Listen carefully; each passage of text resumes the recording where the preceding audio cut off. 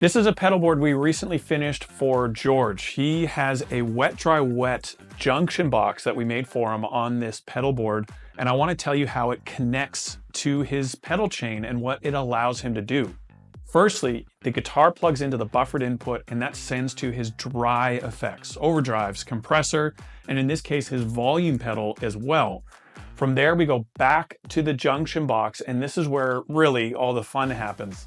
Into his dry input, the signal is split. It sends to the dry out, which he can feed to his dry amplifier. This amp will only get the dry effects, the overdrives, compressor, and volume. And then signal is also sent at the same time to his wet effects. So in this case, his microcosm, timeline, big sky, you can see all of his wet effects on his pedal board. These are run in stereo. So now he goes through his whole stereo wet effects and modulation chain back to the wet, dry, wet box for a final time in stereo, sending out to his left and right wet amps. What he can do with this whole junction box wet, dry, wet setup is mute his dry amp. So now he has ambient style effects coming out of his wet outputs only. He can do a master mute, and of course he can sum his signal.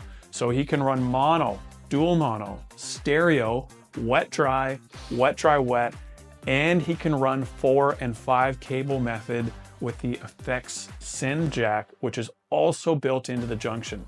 So many ways he can run his rig with the wet, dry, wet box. That's how you connect it. And of course, it will also come with ground lift and phase correction, so he doesn't run into any annoying amp or venue related noises or frequency cancellation for the gig.